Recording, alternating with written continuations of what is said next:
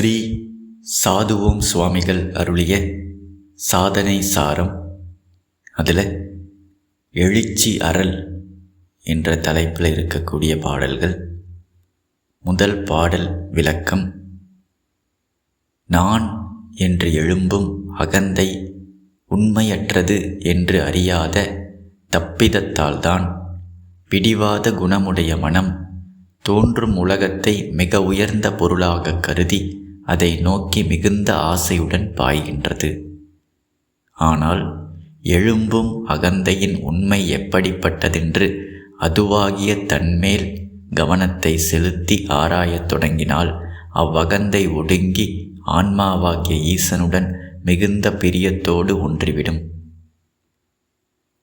நான் என்று எழும்பும் அகந்தை உண்மையற்றது என்று அறியாத தப்பிதத்தால்தான் பிடிவாத குணமுடைய மனம் தோன்றும் உலகத்தை மிக உயர்ந்த பொருளாக கருதி அதை நோக்கி மிகுந்த ஆசையுடன் பாய்கின்றது. ஆனால் எழும்பும் அகந்தையின் உண்மை எப்படிப்பட்டதென்று அதுவாகிய தன்மேல் கவனத்தை செலுத்தி ஆராயத் தொடங்கினால் அவ்வகந்தை ஒடுங்கி ஆன்மாவாகிய ஈசனுடன் மிகுந்த பிரியத்தோடு ஒன்றிவிடும். எழுச்சி அறல் அப்படின்னா அகந்தையாக எழக்கூடிய இந்த ஜீவாத்ம பாவம் எழாமல் இருப்பது. அதாவது மனம், அகங்காரம் எப்பவுமே சலனத்தோடு இருக்குது. காலையில் எழுந்தவுடன் நான் அப்படிங்கிற அகங்காரம் முதலில் எழுகிறது, விழிப்படைகிறது. நைட்டு ஆழ்நிலை தூக்கத்தில் தூங்கிட்டு இருக்கும்போது நம்மளுடைய அனுபவம் என்ன? அதில் நான் கிடையாது. நான் அப்படிங்கிற அகங்காரம் ஆத்மாவில் ஒடுங்கிவிட்டது. அதனால் நமக்கு உலகம் அனுபவம் கிடையாது. நானே ஒடுங்கிருச்சு, ஆத்மா மட்டுமே இருக்கிறது. நான் ஒடுங்கியதுனால உலக அனுபவம், அது இது, அவன் இவன் எல்லாமே ஒடுங்கிவிடும். அப்போ ஆழ்நிலை தூக்கத்தில் நம்மளுடைய அனுபவம் அங்கே ஒன்றுமே இல்லை. அமைதி நிலவுகிறது, நிம்மதி நிலவுகிறது, சாந்தி நிலவுகிறது. அங்கே அந்த குறையற்ற நான் கிடையாது. அதனால் ஆசையோ பயமோ மனச்சலனமோ எதுவுமே இல்லை. பாஸ்டோ ப்ரெசண்ட்டோ ஃப்யூச்சரோ எதுவுமே இல்லை. காலம் தேசம் எதுவுமே இல்லை. உலக அனுபவமே முற்றிலுமாக இல்லவே இல்லை. அது எப்படி நிகழ்ந்தது? நான் ஒடுங்கியவுடன், நான்கிற இந்த ஜீவாத்ம பாவம் ஒடுங்கியவுடன் அதனுடன் சம்பந்தப்பட்ட எல்லாமே அதோடு ஒடுங்கிடும். காலையில் எழுந்தவுடன் முதல்ல இந்த நான் அப்படிங்கிற இந்த ஜீவாத்ம பாவனை, கற்பனை அது எழுகிறது. அதுக்கப்புறம் மனம் சரணப்படுது. அதுக்கப்புறம் டைம் வருது, ஸ்பேஸ் வருது, பாஸ்ட் ப்ரெசன்ட் ஃப்யூச்சர் வருது, எண்ணங்கள் எல்லாம் வருகிறது. அதுக்கப்புறம் கண்ணு, காது, புலன்கள் எல்லாம் அசைய ஆரம்பிக்குது. இப்போ இந்த மாதிரியான எழுச்சி அது இல்லாமல் இருக்கணும். நிரந்தரமாக ஆத்ம நிஷ்டை, ஞான நிஷ்டை அதில் நாம் நிலைத்து இருக்கணும் அப்படின்னா என்ன செய்ய வேண்டும் அப்படின்னு சாதுவோம் சுவாமிகள் இந்த 2 பாடல்களிலும் விளக்கி அருளியிருக்கிறார். நான் என்று எழும்பும் அகந்தை உண்மையற்றது என்று அறியாத தப்பிதத்தால்தான் பிடிவாத குணமுடைய மனம் தோன்றும் உலகத்தை மிக உயர்ந்த பொருளாக கருதி அதை நோக்கி மிகுந்த ஆசையுடன் பாய்கின்றது. ஆன்மீகவாதிகள், அபியாசம் பண்ணுறவங்க, ப்ராக்டிஸ் பண்ணுறவங்க, மெடிடேஷன் பண்ணுறவங்க, ஆன்மீக பாதையில் இருக்கிறவங்க, அவங்களுடைய முக்கியமான கம்ப்ளைண்ட், பிரச்சனை என்னென்னா இந்த மனம் அடங்க மாட்டேங்குது. சத்சங்கத்தை கேட்கும்போது, ப்ராக்டிஸ் பண்ணும்போது, ஏதோ ஒரு நாம ஜபம் பண்ணும்போது கொஞ்ச நேரத்துக்கு ஏதோ ஒரு சந்நிதியில் கொஞ்ச நேரத்துக்கு இந்த மனம் ஆத்மாவில் ஒடுங்குது. அப்போ நமக்கு நிம்மதி, சாந்தி எல்லாமே கிடைக்குது. ஆனால் சத்சங்கம் முடிந்தவுடன் இந்த சந்நிதியிலிருந்து நாம் கொஞ்சம் விலகி போனால் திரும்பவும் மனம் உலக விஷயங்களை நோக்கி பாய்கின்றது. இதை எப்படி நாம் நிரந்தரமாக ஆத்ம நிஷ்டையில் இருக்க வைப்பது அப்படின்னு எல்லாத்துக்குமே, ஆன்மீகவாதிகள் அனைவருக்குமே இந்த காமனான ஒரு கேள்வி. எப்படி ஞானிகளைப் போல, ஞானிகளினுடைய அவர்களுடைய மனதைப் போல எப்படி ஞானிகளினுடைய மனம் நிரந்தரமாக ஆத்மனிஷ்டையில் ஒடுங்கி இருக்குதோ இயல்பாக சகஜ நிஷ்டை ஜீவன் முக்தர்கள். அவங்க இயல்பாக இந்த வாழ்க்கையில் எல்லாமே பண்ணிக்கிட்டு இருக்காங்க. சம்சாரிகளைப் போல குடும்பத்தில் வாழ்ந்துக்கிட்டு இருந்தாலும் எந்த ப்ராக்டிஸுமே இல்லாமல் அவர்களுடைய மனம் ஆத்மாவில் எப்படி நிரந்தரமாக ஒடுங்கி இருக்குது, அவர்களுடைய மனம் எப்படி உலகத்தை நோக்கி பாயாமல் இருக்கிறதோ அந்த நிலையை எப்படி அடைவது? ப்ராக்டிஸ் பண்ணும்போது கொஞ்ச நேரத்துக்கு மனம் அடங்குகிறது. ப்ராக்டிஸை விட்டுட்டால் திரும்பவும் உலகப் பொருள்களை நோக்கி ஓடுதே. அதற்கு என்ன காரணம் அப்படின்னா, நான் அப்படிங்கிறது பொய். அதாவது இந்த ஜீவாத்ம பாவம், தனிப்பட்ட நான் அவன் இவன் நினச்சிக்கிட்டு இருக்கக்கூடிய இந்த ஐடென்டிட்டி அடையாளம், அது பொய் அப்படின்னு நமக்கு தெளிவாக தெரியாத வரைக்கும், அந்த நானே உண்மை, தனிப்பட்ட நான் உண்மைன்னு நினச்சிக்கிட்டு இருக்கிற வரைக்கும் இந்த உலகம் உண்மை போல தெரியும். ஏன்னா இந்த நான் அப்படிங்கிறது ஸ்டாண்ட் பாயிண்ட், வியூ பாயிண்ட்லேருந்து தான் இந்த உலகத்தை நாம் அனுபவிக்கிறோம். அதற்கு ப்ரூஃப் என்ன? தினமும் ஆழ்நிலை தூக்கத்தில் நான் ஒடுங்கும் பொழுது அதோடு சேர்ந்து உலக அனுபவங்களும் ஒடுங்குகிறது. அப்போ உலகம் நான் கூட சேர்ந்து எழுகிறது, நான் கூட சேர்ந்து மறைகிறது. இப்போ இந்த நான் அனுபவிக்கக்கூடிய உலகம், நானுக்கு எந்த அளவுக்கு உண்மைத்தன்மையை நாம் கொடுக்குறோமோ அந்த அளவுக்கு இந்த உலகப் பொருட்களுக்கு நம்மளுடைய மனம் உண்மைத்தன்மையை கொடுக்கும். இது ஒரு ஆட்டோமேட்டிக் ப்ராசஸ். இதை நாம் தெளிவாக புரிந்து கொள்ள வேண்டும். நாம் நம்மளுடைய இந்த ஜீவாத்ம பாவத்துக்கு, நான் அப்படிங்கிற தனிப்பட்ட இந்த ஜீவாத்ம பாவத்துக்கு எந்த அளவுக்கு உண்மைத்தன்மையை கொடுத்து வச்சிருக்கிறோமோ அந்த அளவுக்கு நாம் நம்மளுடைய மனமானது இந்த நான் அனுபவிக்கக்கூடிய உலகப் பொருட்களும் உண்மை அப்படின்னு அது நம்பிக்கிட்டு இருக்கோம். ஒரு பொருள் உண்மைன்னு நம்புறதுனால, உலகம் உண்மைன்னு நம்புறதுனால அது உலகப் பொருட்களை நோக்கி பாய்கிறது. இப்போ ஏன் நம்மளுடைய மனம் உலக விஷயங்களை நோக்கி பாய்கிறது, அதை பற்றி யோசிச்சுக்கிட்டே இருக்குது அப்படின்னா, அது உண்மைன்னு நமக்கு அனுபவமாக இருக்குது. அது உண்மைன்னு நாம் நினைக்கிறோம், நம்புகிறோம். ஏன் உண்மைன்னு நினைக்கிறோம்? ஏன்னா இந்த உலகத்தை அனுபவிக்கக்கூடிய நான், தனிப்பட்ட ஜீவன், அது உண்மைன்னு நாம் நினைக்கிறோம். அப்போ நிரந்தரமாக மனம் ஆத்மாவில் ஒடுங்கணும்னா உலகம் உண்மை அல்ல அப்படின்னு நாம் ப்ரூவ் பண்ணணும், தெளிவாக பார்க்கணும், புரிஞ்சுக்கணும்.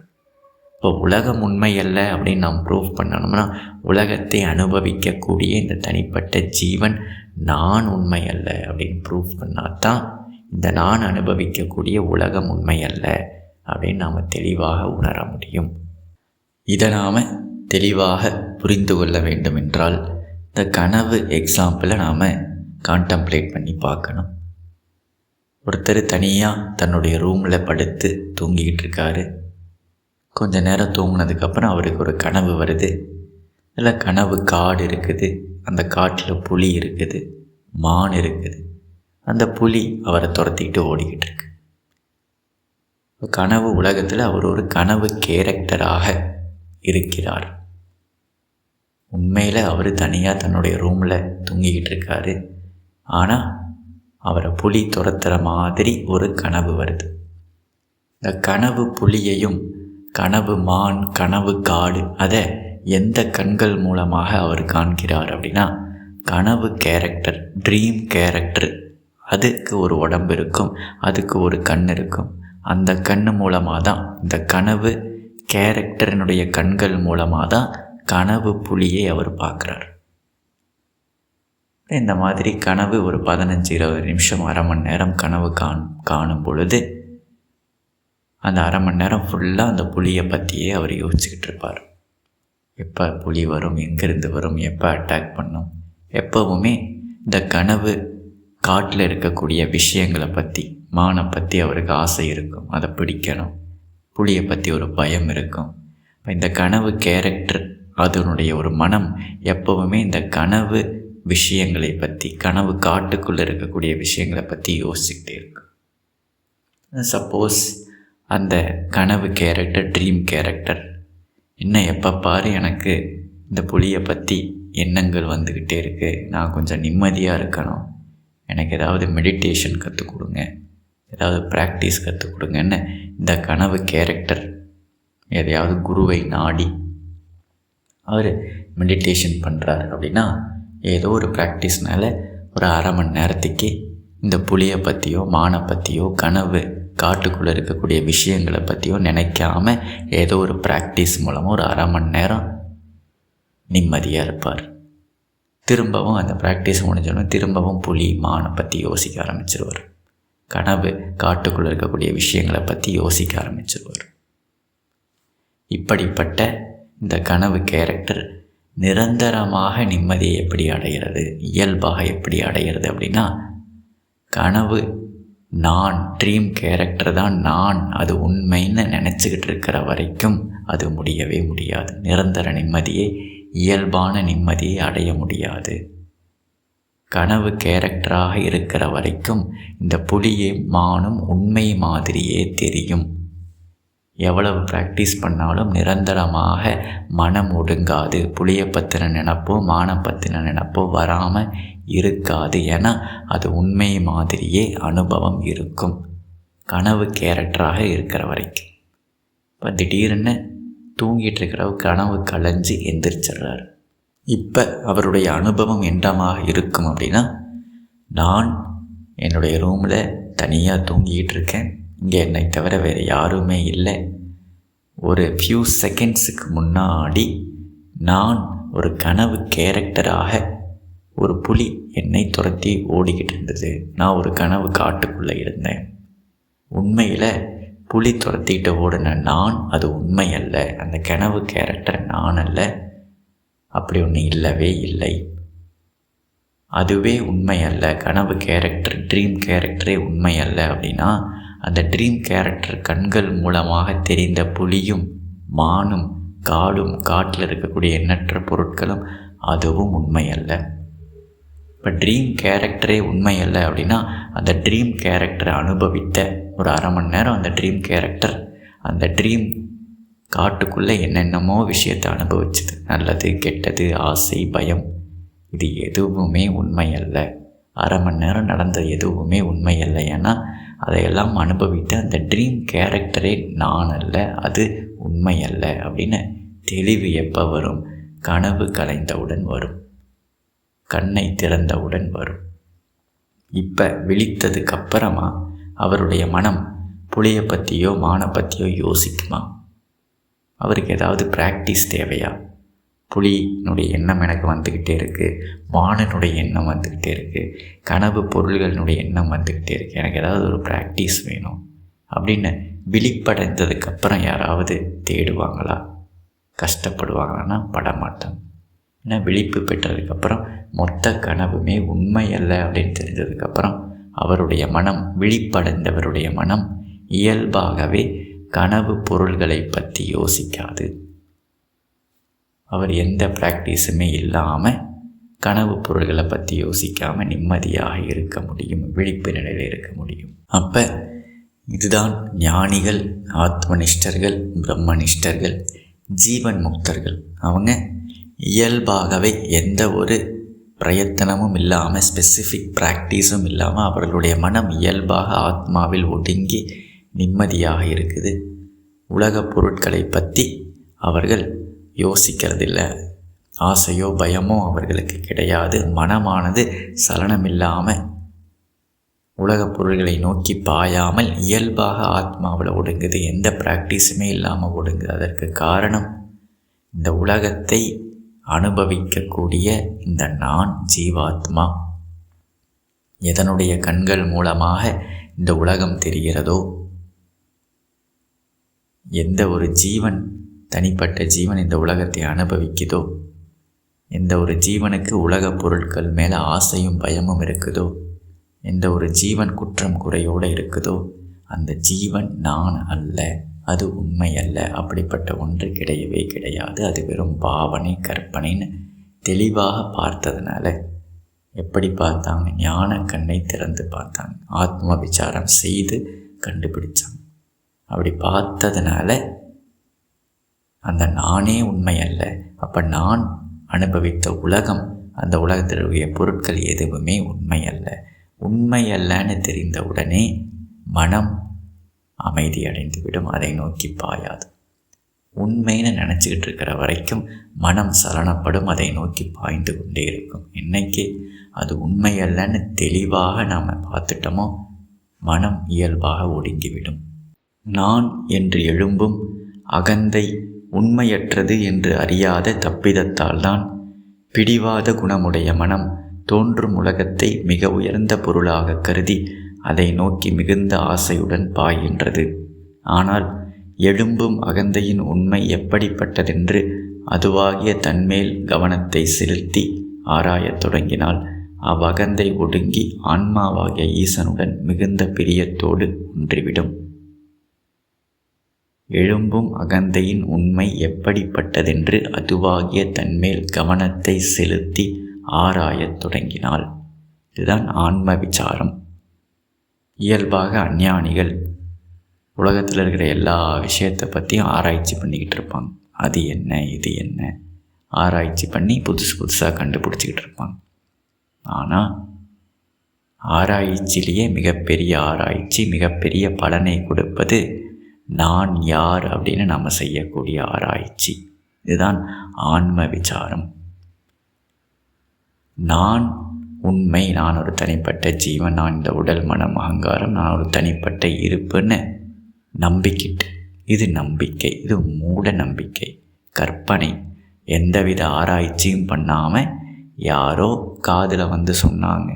நான் பிறந்த 3வது நாள், ஒரு வாரம் 10 நாளுக்குள்ளே என் காதில் வந்து நீ இதுதான், நீ ஒரு தனிப்பட்ட ஜீவன், உனக்கு இந்த பேர் தான், நீ ஆண், நீ பெண், நீ இந்த ஜாதி மதம்னு யாரோ காதில் வந்து 4 பேர் சொன்னதை அப்படியே நம்பிக்கிட்டு, அதை ஸ்டாண்ட் பாயிண்ட்டாக வச்சுக்கிட்டு, இதுதான் நான் நம்பிக்கிட்டு, அந்த நான்லேருந்து எதெல்லாம் தெரியுதோ அதையெல்லாம் உண்மைன்னு நம்பிக்கிட்டு, ஸ்டாண்ட் பாயிண்ட் எடுத்துக்கிட்டு, நான் ஒரு தனிப்பட்ட ஜீவன், யாரோ சொன்னாங்க அதை நான் நம்பிக்கிட்டேன், கேள்வியே கேட்காம நான் ஒரு தனிப்பட்ட ஜீவனாக எப்படி இருக்க முடியும், அது என்னன்னு ஆராய்ச்சியே பண்ணாமல் யாரோ 4 பேர் சொன்னதை உண்மைன்னு நம்பிக்கிட்டு, அங்கிருந்து எதெல்லாம் தெரியுதோ அதெல்லாம் உண்மைன்னு நம்பிக்கிட்டு அதை பற்றி ஆராய்ச்சி பண்ணுறது தான் அஞ்ஞானிகளினுடைய வாழ்க்கை.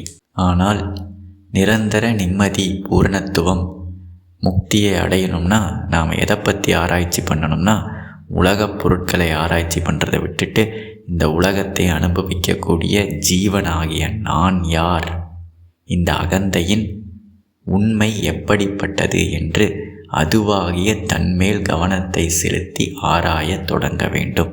இதுதான் ஆன்ம விசாரம். முமுட்சுக்கள் இதைத்தான் பண்ணணும்.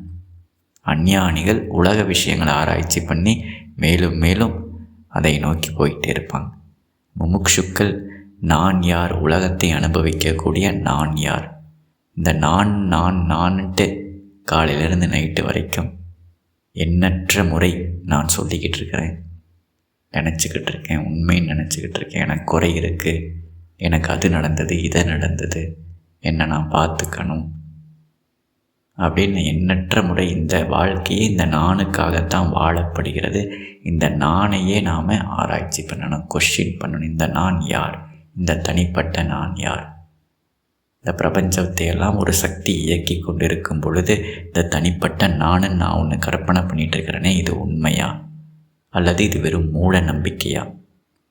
யாரோ சொன்னாங்கன்னு நான் பாட்டுக்கு குருட்டுத்தனமாக நம்பிக்கிட்டு இதனுடைய குறையை தீர்க்கிறதுக்கு வாழ்நாள் ஃபுல்லாக நான் கஷ்டப்பட்டுட்ருக்கிறேன்னா, எவ்வளவு பண்ணாலும் இதனுடைய குறை தீர மாட்டேங்குதே, இது ஒரு நிம்மதியே அடைய மாட்டேங்குதே, பேய் பசி போல் எதை கொடுத்தாலும் 4 நாளுக்கு அப்புறம் திரும்ப ஒரு குறை இருக்குது. இப்படியே நான் வாழ்ந்துக்கிட்டு இருக்க போகிறேன்னா இந்த நானனுடைய குறையை தீர்த்துக்கிட்டு இருக்கிறதுலே என் வாழ்நாள் ஃபுல்லாக கழிந்து விடுமா? அல்லது இந்த நான் யாருன்னு நான் முதல்ல கண்டுபிடிக்கிறேன், இப்படி ஒன்று இருக்குதா, அது உண்மையான்னு ஆராய்ச்சி பண்ணி பார்க்குறது தான் ஆன்ம விசாரம். அப்படி பண்ணி பார்த்தா என்ன தெரியும் அப்படின்னா, அப்படிப்பட்ட ஒன்று இல்லவே இல்லை. இருப்பது பிரம்மம் மட்டுமே, ஆத்மா மட்டுமே, தனிப்பட்ட ஜீவன் ஒன்று இல்லவே இல்லை. இப்போ நம்ம ஜூம் பண்ணி பார்க்குறோம். இந்த நானை கொஞ்சம் ஜூம் பண்ணி பார்த்தா அப்படி ஒன்று இல்லவே இல்லை, சும்மா தெரியுது.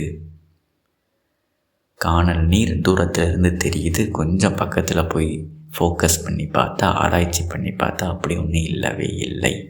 அந்த மாதிரி இந்த நான்கிறது ஒரு வெறும் பிம்பம், கற்பனை. அதுக்கு தான் இத்தனை குறை.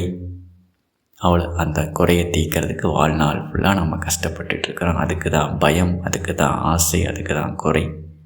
அதை கொஞ்சம் நாம் ஆராய்ச்சி பண்ணி ஜூம் இன் பண்ணி பார்த்தா அப்படி ஒன்று இல்லவே இல்லை அப்படின்னு நமக்கு தெரிய வரும். அதுவே இல்லை அப்படின்னா அதன் மூலமாக தெரியக்கூடிய உலகமும் உண்மை அல்ல. இப்போ எதுவுமே இங்கே உண்மை அல்ல. இருப்பது ஆத்மா மட்டும்தான் உண்மையில் இருக்குது, மற்றதெல்லாம் சும்மா தெரிவது. அப்போ என்ன ஆகும்? இப்படிப்பட்ட தெளிவு வந்ததுக்கப்புறம் ஆன்ம விசாரம் செய்து குறையுள்ள நான் ஜீவன், தனிப்பட்ட ஜீவன் உண்மை அல்ல, அது அனுபவித்த உலகமும் உண்மையில், இருக்கிறதெல்லாம் பிரம்மமே, ஆத்மாவே, அதுதான் என்னுடைய உண்மையான ஸ்வரூபம். நான் எப்போவுமே விடுபட்டு தான் இருக்கேன், பூரணமாக தான் இருக்கிறேன். எனக்கு பிறப்பு கிடையாது, இறப்பு கிடையாது. காலத்தையும் இடத்தையும், டைம் அண்ட் ஸ்பேஸை கடந்த ஒரு இருப்பாக, ஆனந்த ஸ்வரூபமாக நிரந்தரமாக இருந்து கொண்டே இருக்கிறேன். இதுதான் உண்மை அப்படின்னு இந்த உண்மையை தெளிவாக பார்த்ததுக்கப்புறம் திரும்பவும் மனம் உலகப் பொருட்களை நோக்கி ஓடுமா? அதுக்கு ஏதாவது ப்ராக்டிஸ் தேவையா? மனதை ஒடுக்குவதற்கு ஏதாவது ப்ராக்டிஸ் தேவையானா தேவையே அல்ல. உண்மை அல்லன்னு தெரிஞ்சதுக்கப்புறம் மனம் ஓடாது. கனவுலேருந்து ஒருத்தர் எந்திரிச்சிட்டார் அப்படின்னா, கனவுலேருந்து எந்திரிச்சு 1/2 மணி நேரம் ஆயிடுச்சு. இப்போ திரும்பவும் அவர் புலியை பார்த்து பயந்துக்கிட்டு இருப்பாரா? புலி எங்கேயாவது வந்துடுமா அப்படின்னு பயப்படுவாருன்னா பயப்பட மாட்டார். கனவுல இருக்கிற வரைக்கும் தான் புலியை பார்த்து பயப்படுவார். இன்றைக்கி கனவுலேருந்து எந்திரிச்சு எந்த புலி எந்த கேரக்டரை துரத்திட்டு ஓடிச்சோ அது நான் அல்ல, அது உண்மையல்ல, அந்த கேரக்டர் பார்த்த புலியும் காடும் உண்மையல்லன்னு தெளிவாக தெரிஞ்சதுக்கப்புறம் அவருடைய மனசில் புலியை பற்றின எந்த எண்ணமும் வராது. இயல்பாக அவர் நிம்மதியாக இருப்பார். அடுத்த பாடல். ஆன்மாவிலேயே அடங்கி இருப்பதுதான் சுகம் என்றும், அகந்தையாக ஒரு ஜீவனாக நான் என்று எழுவது எவ்விதத்தும் துன்பமே என்றும் திட்டவட்டமாக அறிந்து கொண்டால், விருப்பு வெறுப்பாகிய வேறுபாடுகளை அழித்து கொண்டு எப்போதும் மீண்டும் எழாமல் ஆன்மாவிலேயே நிரந்தரமாக ஓய்ந்துவிட விருப்பமுண்டாகும். ஆன்மாவிலேயே அடங்கி இருப்பதுதான் சுகம் என்றும், அகந்தையாக ஒரு ஜீவனாக நான் என்று எழுவது எவ்விதத்தும் துன்பமே என்றும் திட்டவட்டமாக அறிந்து கொண்டால், விருப்பு வெறுப்பாகிய வேறுபாடுகளை அழித்து கொண்டு எப்போதும் மீண்டும் எழாமல் ஆன்மாவிலேயே நிரந்தரமாக ஓய்ந்துவிட விருப்பமுண்டாகும். ஆன்ம விசாரம் செய்து நான் ஜீவன் அல்ல, நான் ஆத்மா, இருப்பதெல்லாம் ஆத்மாவே அப்படிங்கிற ஒரு நிலை. இதுதான் நிஷ்டை, நிதித்தியாசனம்.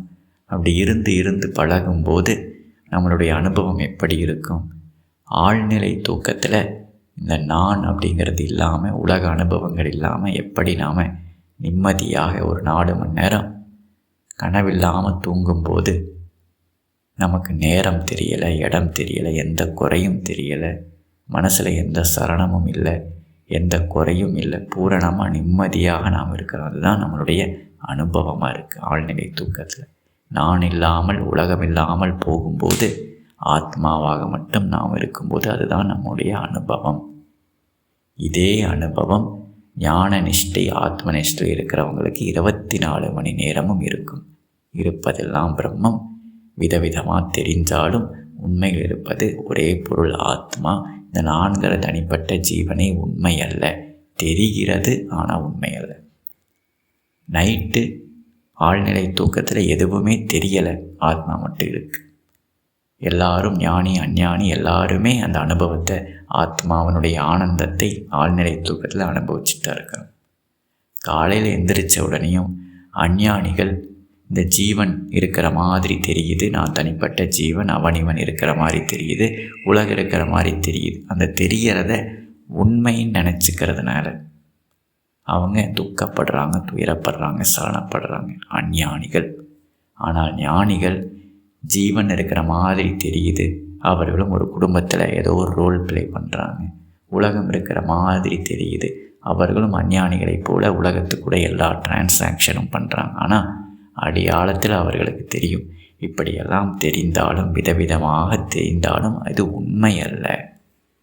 அப்படிங்கிற இந்த ஞானத்தினால ஆழ்நிலை தூக்கத்தில் எந்த நிம்மதியை எல்லாரும் அனுபவிக்கிறோமோ அதே நிம்மதி waking state, so called waking state, அதுலேயும் அவர்கள் அதே நிம்மதியை அடியாழத்தில் அனுபவிச்சுட்டு இருக்காங்க. என்னென்ன விஷயங்கள் தெரிஞ்சாலும் வரவு செலவு லாப நஷ்டம் பிறப்பு இறப்பு எல்லாம் நடந்து கொண்டிருந்தாலும் ஆழ்நிலை தூக்கத்தில் எந்த நிம்மதி இருந்ததோ அதே நிம்மதி அவர்களுக்குள்ள கண்டினியூ ஆகுது. எதனால்? தெரிகிறது உண்மை அல்ல அப்படிங்கிற ஞானத்தினால.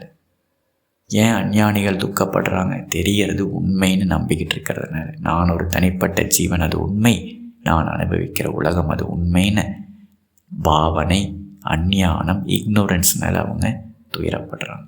அப்போ ஞான விழிப்பு பெற்று ஆத்மாவாக நாம் இருந்துக்கிட்டு இருக்கும்போது, ஆத்ம நிஷ்டையில் ஆத்மாதான் பிரம்மம்தான் என்னுடைய உண்மையான ஸ்வரூபம் அப்படின்னு தெளிவாக தெரிந்து அந்த நிஷ்டையில் நம்ம இருக்கும்போது நமக்கு ஆனந்தமாக இருக்குது, நிம்மதியாக இருக்குது, பூரணமாக இருக்குது, சாந்தி நிலவுகிறது. இதை அனுபவித்ததுக்கு அப்புறமா நமக்கு என்ன தெரியும்?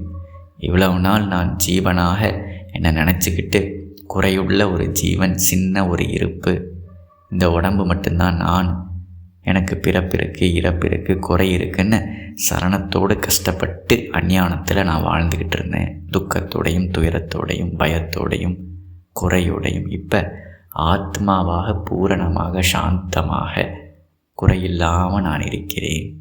இப்போ இந்த ரெண்டினுடைய கம்பேரிசனும் நமக்கு தெரியும். ஜீவன் முக்தர்களுக்கு, உடல் தாங்கி ஆத்ம நிஷ்டையில் இருக்கக்கூடிய ஜீவன் முக்தர்களுக்கு இந்த கம்பேரிசன் தெரியும்.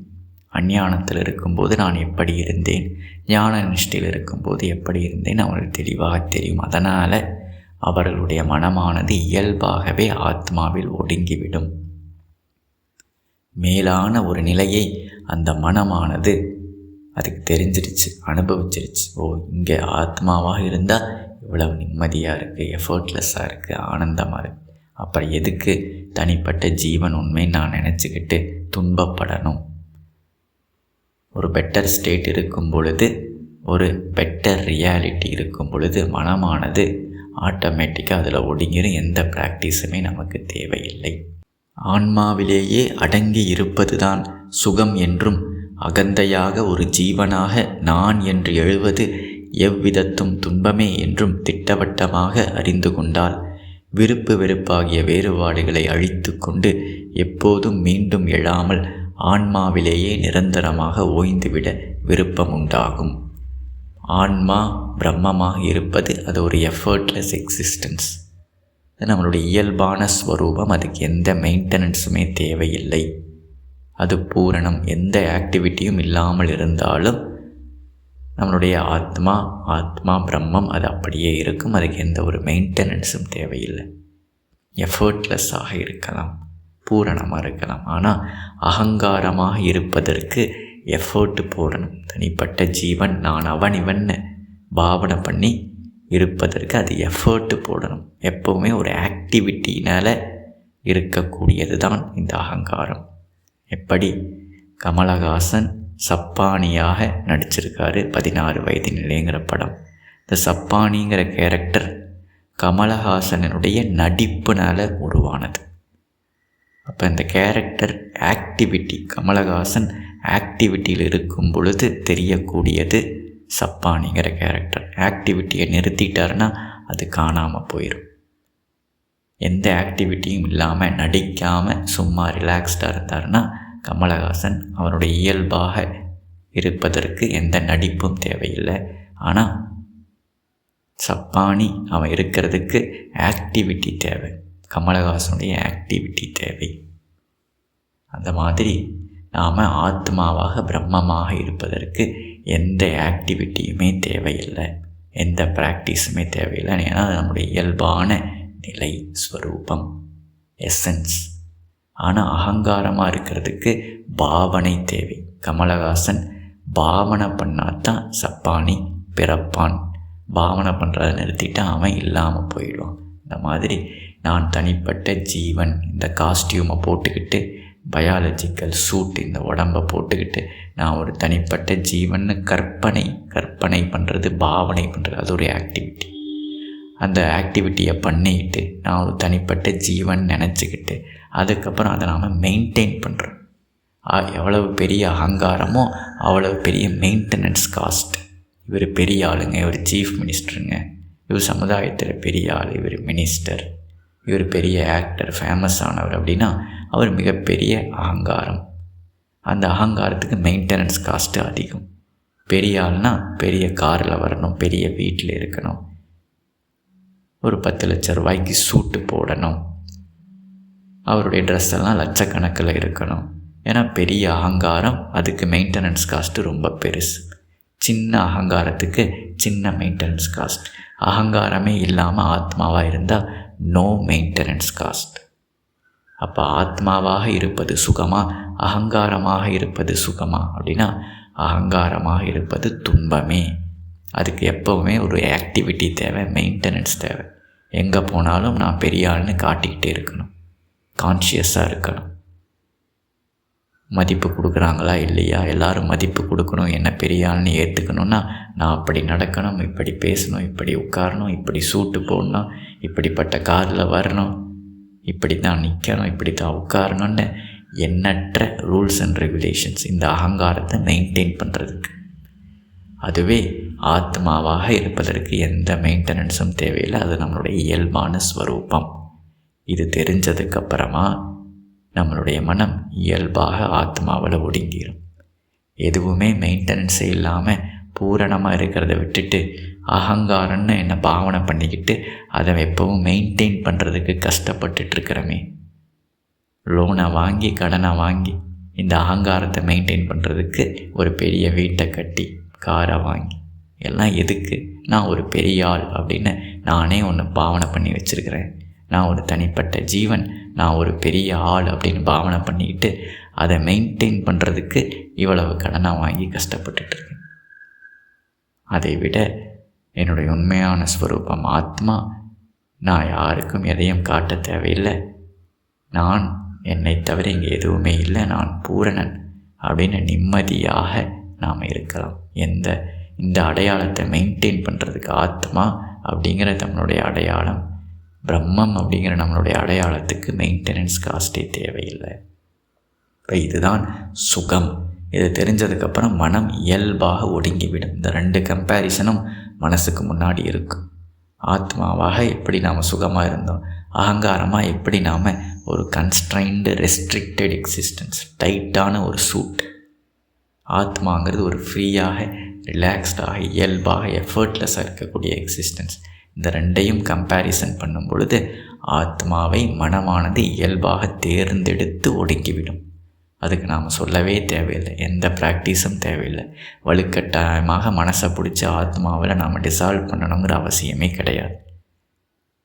அனுபவத்துக்கு வந்துருச்சு, ஆன்மா பிரம்மமானது அனுபவத்துக்கு வந்துருச்சு. ஆத்ம நிஷ்டையில் நாம் இருந்து பார்த்துட்டோம். அகங்காரமாக இல்லாமல் ஆத்மாவாக இருந்து அனைத்தையும் ஆத்மாவாக நாம் பார்த்துட்டோம் அப்படின்னா மனமானது இயல்பாக ஆத்மாவில் ஒடுங்கிவிடும், எழுச்சி இல்லாமல் ஒடுங்கிவிடும்.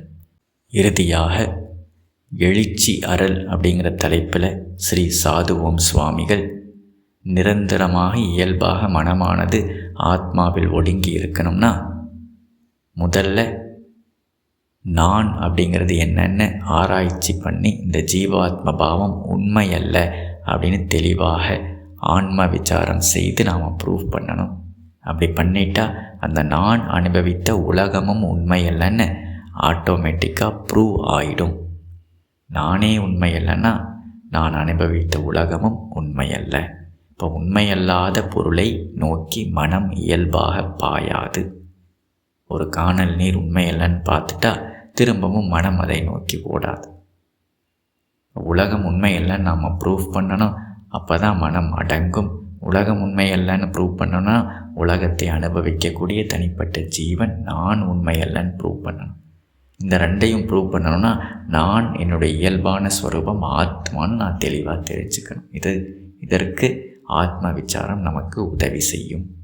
அடுத்து ஆன்மாவில் இருப்பது தான் சுகம், அதுதான் எஃபர்ட்லெஸ் எக்ஸிஸ்டன்ஸு, அதுதான் பூரணத்துவம், அதுதான் ஆனந்தம் அப்படின்னு மனசுக்கு எப்போ தெளிவாக தெரிஞ்சிருச்சோ, அதை அனுபவித்து பார்த்துட்டோமோ, இயல்பாக மனமானது எங்கே சுகம் இருக்குதோ அங்கே ஒடுங்கிடும். ஏன் மனம் உலக விஷயத்தை நோக்கி ஓடுது? அங்கே சுகம் இருக்குதுன்னு கற்பனை பண்ணிக்கிட்டு இருக்கு. ஆனால் உண்மையில் சுகம் ஆத்மாவில் தான் இருக்குதுன்னு தெரிஞ்சிருச்சுன்னா அந்த மனம் இயல்பாக ஒடுங்கிடும். எப்பவுமே மனசு துன்பத்தை நோக்கி, துன்பம் இருக்கக்கூடிய இடத்தை நோக்கி மனம் போகவே போகாது. உலகத்தை நோக்கி போகிறதற்கு காரணம் அங்கே இன்பம் இருக்குது, சுகம் இருக்குதுன்னு தப்பாக நினைக்கிறதுனால தான். ஆனால் உண்மையான சுகம் எங்கே இருக்குதுன்னு அதுக்கு நாம் காட்டி கொடுத்துட்டோம்னா அது ஆட்டோமேட்டிக்காகவே இயல்பாகவே எதுவும் சொல்லாமலேயே அங்கே ஒடுங்கிடும். இப்போ ஆத்மனிஷ்டை ஞான நிஷ்டையில் நிதித்தியாசனத்தில் இருந்து பழகினால் மனமானது எந்த ஒரு உபாயமும் இல்லாமல், ப்ராக்டிஸும் இல்லாமல் ஆத்மாவில் ஒடுங்கிடும். ஏன்னா அது சுகத்தை அனுபவித்து பார்த்துவிடும். ஆத்மா ஆனந்தத்தை, பேரானந்தத்தை அனுபவித்து பார்த்த மனம் திரும்பவும் இந்த உலக விஷயங்களை நோக்கி அற்ப துன்பத்தை, அற்ப விஷயங்களை, துன்பத்திற்கு காரணமாக இருக்கக்கூடிய, பந்தத்திற்கு காரணமாக இருக்கக்கூடிய உலக விஷயங்களை நோக்கி போகவே போகாது. இதுதான் உண்மை. இந்த 2 மெத்தட், மனமானது இயல்பாக ஒடுங்குவதற்கு உலகம் உண்மை இல்லைன்னு நாம் ப்ரூவ் பண்ணணும். சுகம் ஆத்மாவில் தான் இருக்குதுன்னு நாம் தெளிவாக அனுபவித்து பார்க்க வேண்டும் அப்படின்னு தெளிவாக உபதேசம் செய்து அருளி இருக்கிறார். மேலும் பாடல்களை நாம் அடுத்த பதிவில் பார்ப்போம். நன்றி. நமோ பகவதே ஸ்ரீ ரமணாய. ஓம் நமோ பகவதே ஸ்ரீ ரமணாய.